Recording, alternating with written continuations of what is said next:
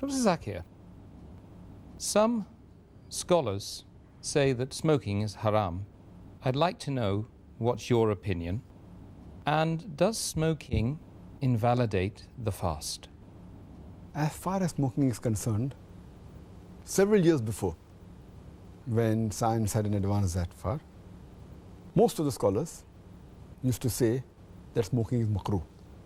Based on the hadith of Muhammad sallallahu alaihi wasallam, which is mentioned in Sahih Bukhari, volume number 1, in the book of Adhan, hadith number 855, where the Prophet said that anyone who eats garlic or onion, they should stay away from us and stay away from the mosque.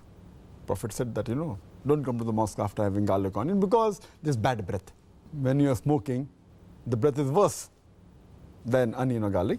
So based on this hadith, therefore garlic and onion doesn't become haram, it was makruh. So based on this hadith, scholars give the fatwa that smoking is makruh. But now, after science has advanced, we have come to know that smoking is nothing but it's a slow poisoning. Tobacco in any form, whether smoking, cigarettes, whether bidi, whether tobacco and hookah, whether chewing tobacco, all forms of tobacco contain nicotine and tar. And we know it's nothing but slow poisoning. That is the reason most of the non-Muslims also, they agree that smoking is haram. Not only the Muslim world, even the non-Muslims. That's the reason they put a statutory warning on the cigarette packs. They put a statutory warning saying cigarette smoking is injurious to health. Or in some countries, it mentioned general surgeon's warning or surgeon general's warning. Smoking is injurious to health. And anyone gives an ad, whether in newspaper, in the magazine or television, it is compulsory that they have to highlight the statement, smoking is injurious to health. So I'm not talking about the Muslim world, even the non-Muslim world agrees that smoking is nothing but slow poisoning. And today, according to statistics, the World Health Organization says that every year more than 4 million people die only because of smoking. And if you count the other forms of tobacco, it will be much more. And today medical science tells us, and even I had learned when I was doing my medicine in the medical college, that more than 90% of the lung cancer deaths are only due to smoking, whether cigarette or bidi or whatever it is. 25% of the cardiovascular deaths are only because of smoking. 70 to 75% of bronchitis and related deaths are only because of smoking. Smoking is nothing but slow poisoning.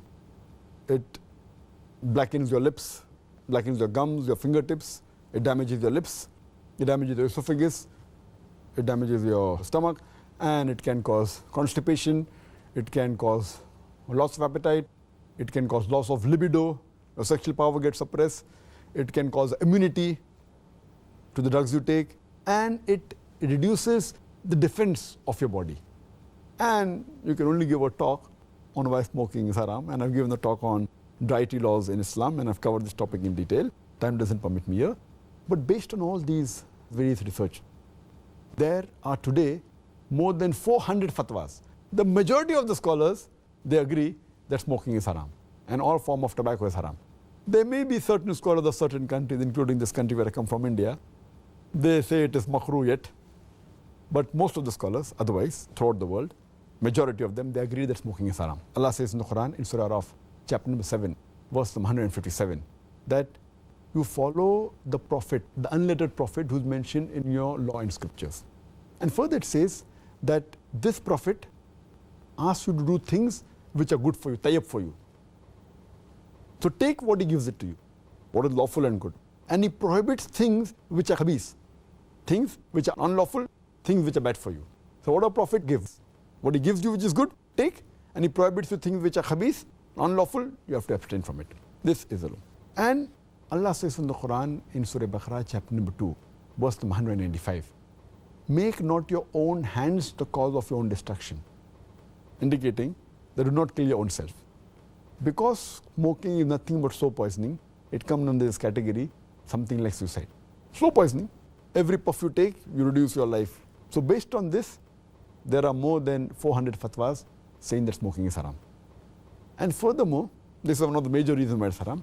Furthermore, Allah says in the Quran, in Surah Araf, chapter number 7, verse number 31, eat and drink, but do not be extravagant. Allah says in Surah Isra, chapter number 17, verse number 27, that do not be extravagant, do not be a spendthrift. For verily, a person who is a spendthrift is a brother of the Satan, is a brother of the devil.